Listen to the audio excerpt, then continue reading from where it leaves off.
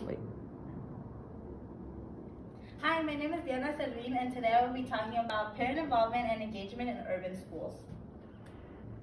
So, raise your hand if you believe that your parent wants you to succeed.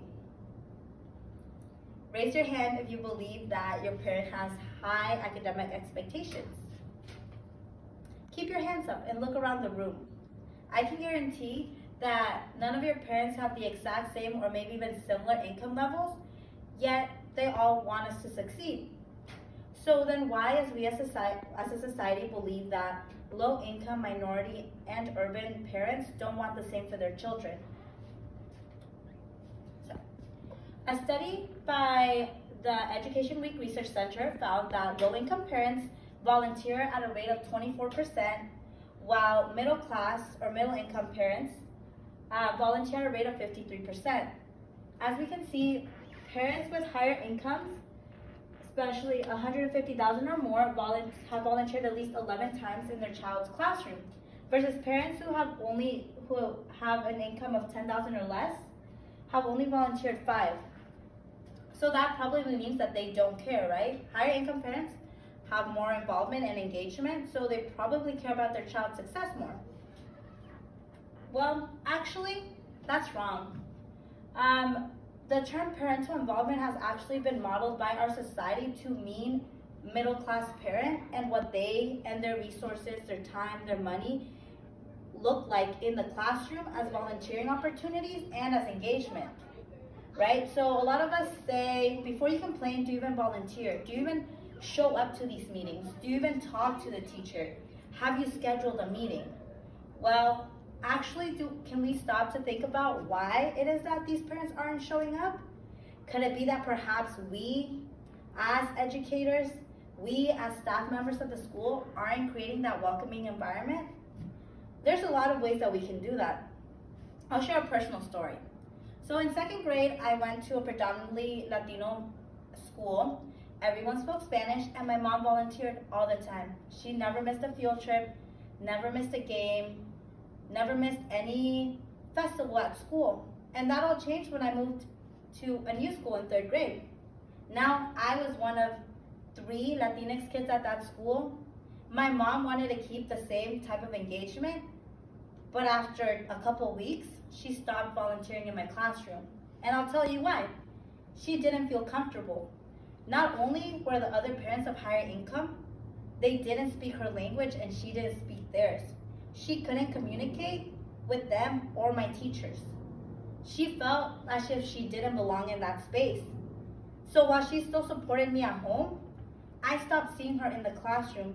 And what that told me was that there was something wrong with me and my family and that we didn't belong in that space. There's also a lack of insight. We might not have the social capital, social network to know what it takes to make sure that our children get the best education, that they succeed in this academic space, because we as parents might not have gone through it, or we simply might not be familiar with it because we think that it's enough by dropping off our child and making sure that they attend all their classes. And even the parents that try to be involved and set up those meetings, the same study found that 31% of parents who requested meetings with staff or teachers to talk about concerns with their students didn't receive those meetings. Only 29% actually got their meeting request approved. So that's telling the parents, you can only volunteer in these ways, and if it's not in this way, then we don't want you in our school. We don't need more complaints. We don't value your voice. And would anyone feel welcome returning back to that space? I know I wouldn't. So then how do we change this? How do we make our classroom, our schools more inviting? 1, we empower parents, because empowered parents mean empowered children. If parents believe that their voice can make a change, they're gonna pass that on to their students and say, your voice is important, your voice is valued and can make a change. We have opportunities that are parent-centered and parent-centered engagement by having clear, accessible communication between parents and schools. Volunteering opportunities that are readily available to everyone. We engage in outreach, genuine and true and honest outreach. We want our parents to believe and know that they are welcome in the space. And how do we do this? We might give them a phone call at the beginning of the school year to establish an open communication line. And we provide Indigenous resources. So resources, workshops, anything for their child and themselves that will help their community and is responsive to the community's needs and the parents' needs as well. So a program that does this is called the Family Independence Initiative. So they form cohorts of 6 to 8 parents or 6 to 8 families, and over 2 years they provide them with workshops to decrease the gap between the poverty line and median household income, which has amazing impacts. So after 2 years on average, family income has increased by 32%, and 88% of children have higher grades. So I'm going to leave with this quote. Children have never been very good at listening to their elders, but they have never failed to imitate them.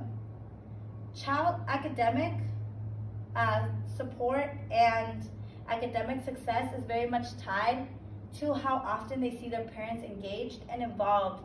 So why don't we create that environment where they can see their parents thrive, succeed, and be invited in the classroom so that they believe that they can also thrive, succeed, and belong in the classroom. Thank you.